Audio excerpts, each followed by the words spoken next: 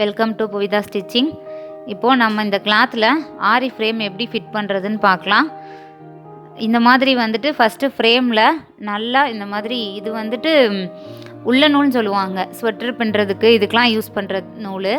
இதை வந்து நல்லா இந்த ஃப்ரேமில் ஃபெவிகால் நல்லா அப்ளை பண்ணிவிட்டு, மொத்தமாக வந்துட்டு அப்ளை பண்ணிடாதீங்க, கொஞ்சம் கொஞ்சம் தூரமாக அப்ளை பண்ணிவிட்டு இதை வந்து நல்லா டைட்டாக சுற்றணும். நல்லா இந்த மாதிரி நல்ல நம்மளால் எவ்வளோ பேலன்ஸ் கொடுத்து சுற்ற முடியுமோ அந்த அளவுக்கு பேலன்ஸ் பண்ணி டைட்டாக சுற்றுங்க. இந்த மாதிரி நமக்கு நல்ல டைட்டாக இருக்கணும். ஃப்ரேமும் நூலும் வந்து தூக்கிட்டே தெரியக்கூடாது.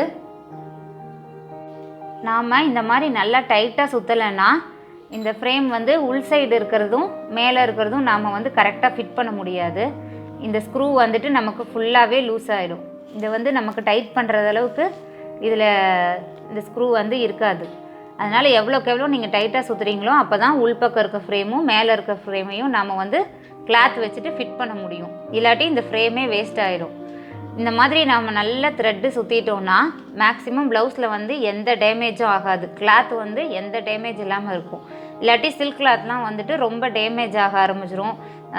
துணி வந்துட்டு விட்டு போன மாதிரி, நெருடல் விழுந்த மாதிரி, அது மாதிரியெல்லாம் ஆயிரும். சிலப்போ இந்த ஃப்ரேம் வந்துட்டு உட்டில் இருக்கனால நமக்கு ப்ளவுஸை பிடிச்சி துணியெல்லாம் இழுக்க ஆரம்பிச்சிடும் த்ரெட்டை. அதனால் இந்த மாதிரி சுற்றிட்டோன்னா நல்லா துணியும் நமக்கு நல்ல கிளாத் வந்து டைட்டாக நிற்கும், லூஸ் இல்லாமல் டைட்டாக கிடைக்கும். நம்ம டைட் பண்ணும்போது நம்ம எவ்வளோ டைட் பண்ணி வைக்கிறோமோ அதே அளவில் நிற்கும். இப்போது இந்த கிளாத்தில் இந்த ஃப்ரேமை எப்படி ஃபிட் பண்ணுறதுன்னு பார்க்கலாம். இது மாதிரி ஸ்க்ரூ இருக்கிறது மேலே வைக்கணும், இதை வந்துட்டு உள்பக்கம், இதை வந்து கீழே வைக்கணும். மெட்டீரியலோட கீழ்ப்பக்கமாக வச்சுருங்க. இதை வச்சுட்டு நமக்கு எந்த மாதிரி வேணுமோ அது மாதிரி சென்டரில் வச்சுக்கோங்க. சிலப்போ இந்த ஃப்ரேம் வைக்கும்போது உங்களுக்கு மெட்டீரியல் பார்த்தலைன்னா இந்த சைடு வேறு கிளாத் ஜாயின் பண்ணிக்கலாம், இல்லை கீழ்ப்பக்கம் மெட்டீரியல் பார்த்தலைன்னா இந்த சைடும் ஜாயின் பண்ணிக்கலாம். இப்போ எனக்கு வந்து துணி எக்ஸ்ட்ராவே இருக்கனால நான் இந்த மாதிரி வச்சுருக்கேன், இந்த இடத்துல வச்சுருக்கேன். இங்கே இருக்குது. ஃபஸ்ட்டு நல்லா கிளாத்தை வந்துட்டு லூஸ் இல்லாமல் ஃபஸ்ட்டு இப்படி நேராக எடுத்து விட்டுக்கோங்க. எடுத்ததுக்கப்புறமா இந்த மேல் சைடு இருக்க ஃப்ரேமை வச்சுட்டு, இதுவும் ரொம்ப லூஸ் இருக்கக்கூடாது, லைட்டாக மட்டும் லூஸ் இருக்க மாதிரி ஸ்க்ரூவை லூஸ் பண்ணிக்கோங்க. லூஸ் பண்ணிவிட்டு இந்த மாதிரி ஃபஸ்ட்டு நல்லா ஃப்ரேமை டைட் பண்ணிக்கோங்க. உள்ளே போகலன்னா கொஞ்சம் லூஸ் பண்ணிக்கலாம்.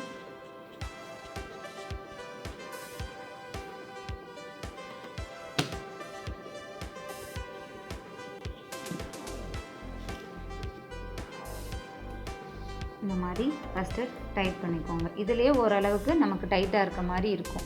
ஏன்னா ரொம்ப இதை லூஸ் பண்ணிடாதீங்க, மெட்டீரியல் ரொம்ப லூஸாக இருக்கும். ஸ்க்ரூவை ரொம்ப லூஸ் பண்ணிட்டிங்கன்னா அதுக்கப்புறம் டைட் பண்ணும்போது ஃபஸ்ட்டு மெட்டீரியலை இந்த ஆப்போசிட் சைடு மேல் பக்கமாகவோ கீழ் சைடோ பிடிச்சி இழுக்கக்கூடாது. எப்போவுமே சைடில் இருக்கிறது தான் நம்ம டைட் பண்ணணும். இந்த சைடு நமக்கு ரைட் சைடும் லெஃப்ட் சைடு மட்டும்தான் ஃபஸ்ட்டு மெட்டீரியலை டைட் பண்ணணும். இந்த மாதிரி டைட் பண்ணிங்கன்னா மெட்டீரியலில் எந்த டேமேஜும் கன்ஃபார்மாக ஆகாது. நீங்கள் கீழேயும் மேலேயும் டைட் பண்ணிங்கன்னா அந்த நெருடல் விழுந்த மாதிரி எல்லாருக்கும் அந்த கம்ப்ளைண்ட் வருது, அது கண்டிப்பாக ஆகும். இந்த மாதிரி மெதுவாக ஃபஸ்ட்டு 2 சைட்லேயும் நம்மளால் முடிஞ்ச அளவுக்கு டைட் பண்ணிக்கலாம். இதுவே ஓரளவுக்கு நமக்கு டைட் ஆகிடுச்சு ஒரு சைட்லேயே. திரும்ப அதுக்கு ஆப்போசிட் சைட்லேயும் லெஃப்ட் சைட்லேயும் இது மாதிரி டைட் பண்ணணும்.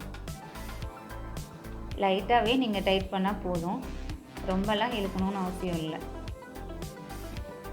கீழ் சைடு இருக்க மொத்தமாகவே இந்த கிளாத்தை சிங்கிள் கிளாத்தை பிடிச்சி இழுக்காமல் அடியில் இருக்க கிளாத்தையும் சேர்த்து லைட்டாக பிடிச்சிட்டு இந்த மாதிரி கீழே வரைக்குமே நமக்கு எங்கே இருந்து லூஸ் இருக்கோ அந்த மாதிரி நீங்கள் டைட் பண்ணுங்கள். இப்போ பார்த்தீங்கன்னா இங்கேயே தெரியும் உங்களுக்கு கிளாத் வந்து எந்த டேமேஜும் ஆகலைன்னு இப்படியே தெரியும்.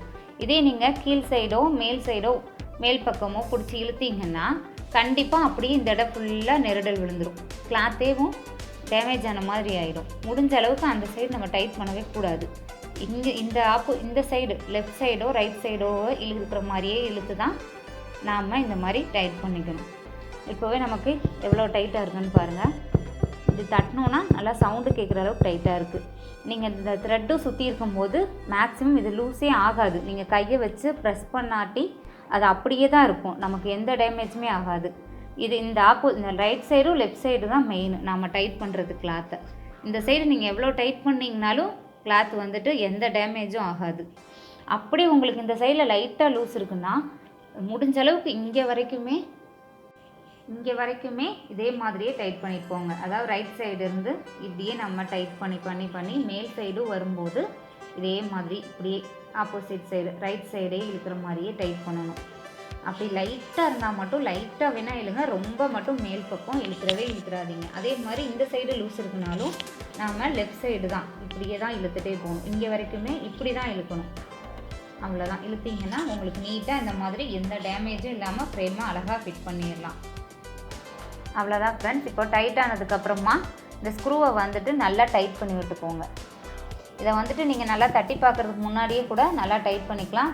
மேக்ஸிமம் நான் வந்துட்டு கரெக்டாக வச்சு ஃபிட் பண்ணுறதுனால எனக்கு அந்தளவுக்கு லூஸ் இல்லை. நீங்கள் ரொம்ப லூஸ் வச்சுட்டிங்கன்னா கிளாத்தும் அந்த சைடு இந்த சைடு மாறிக்கிறோம்.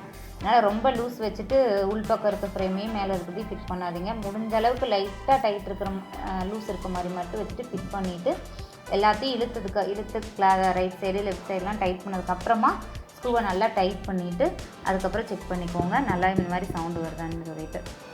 ஓகே ஃப்ரெண்ட்ஸ், இப்போது ஃப்ரேம் எப்படி ஃபிட் பண்ணுறதுன்னு பார்த்தாச்சு. இதில் உங்களுக்கு ஏதாவது டவுட் இருந்துச்சுன்னா கமெண்ட் பண்ணுங்கள். இல்லை வேறு ஏதாவது வீடியோ வேணும்னாலும் கமெண்டில் சொல்லுங்கள். அதை பற்றி ஒரு வீடியோ போடலாம். ஓகே ஃப்ரெண்ட்ஸ், பாய்.